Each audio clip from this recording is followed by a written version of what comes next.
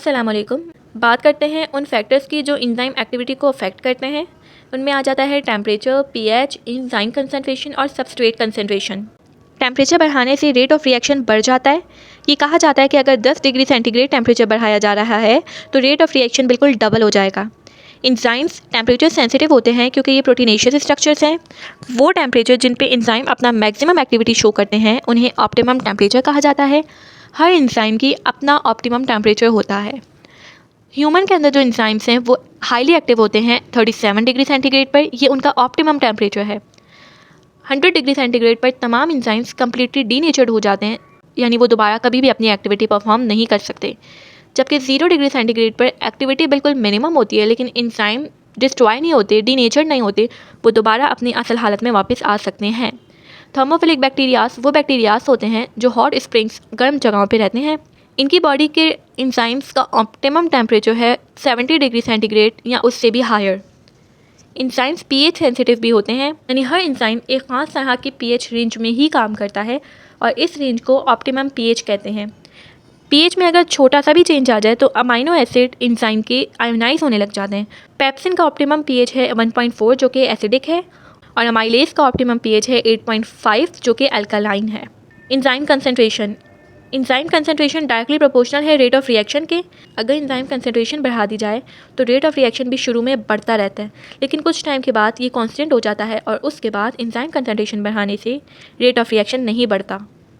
Substrate concentration rate of reaction बढ़ता है substrate concentration बढ़ाने से जब तक कि अवेलेबल एंजाइम सैचुरेटेड ना हो जाए, यानी भर ना जाए कम्प्लीटली, और उसके बाद सबस्ट्रेट कॉन्सेंट्रेशन बढ़ाने से एंजाइम एक्टिविटी पे कोई फ़र्क नहीं पड़ता। एंजाइम इनहिबिशन से मुराद रोक देना। तो ऐसा फिनोमिनन जिसके ज़रिए एंजाइम की एक्टिविटी रुक जाए उसे एंजाइम इनहिबिशन कहते हैं।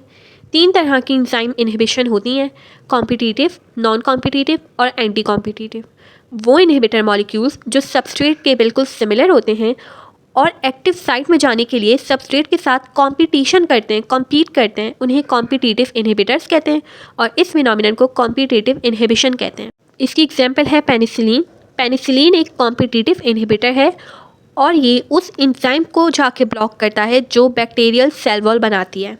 इस तरह बैक्टीरियल सेल वॉल नहीं बन पाती। दूसरी टाइप है non competitive inhibition.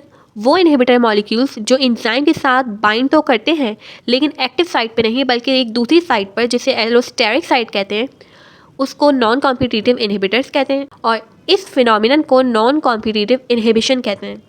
Allosteric site पर इनहिबिटर मॉलिक्यूल्स के बाइंड करने से होता कुछ यूँ है कि एंजाइम की शेप चेंज हो जाती है और इस वजह से एंजाइम अपना काम लेस इफेक्टिवली करता है।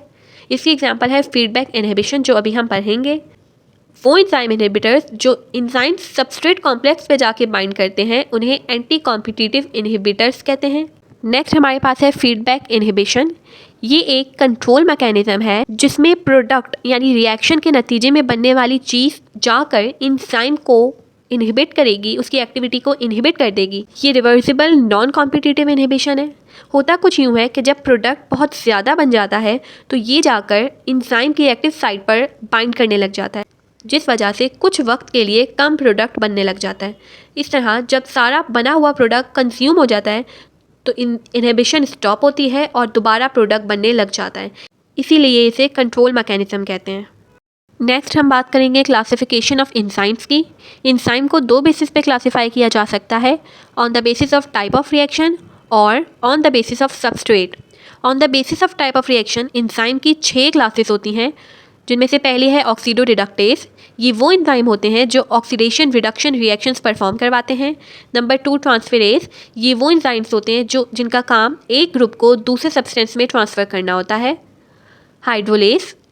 ये वो एंजाइम्स होते हैं जो बॉन्ड ब्रेकेज करवाते हैं हाइड्रोलाइसिस की मदद से, यानी वाटर की मदद से। नंबर 4 है लाइएज। ये वो एंजाइम्स होते हैं जो बॉन्ड ब्रेकेज करवाते हैं या रिमूवल ऑफ ग्रुप करवाते हैं, लेकिन ये वाटर ऐड नहीं करवाते, यानी ये without the help of hydrolysis करवाते हैं।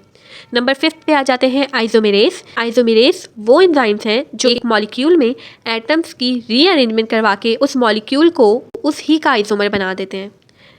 नंबर 6 है लिगेस। लिगेस वो एंजाइम्स होते हैं जो कंडेंसेशन रिएक्शंस को कैटलाइज करवाते हैं।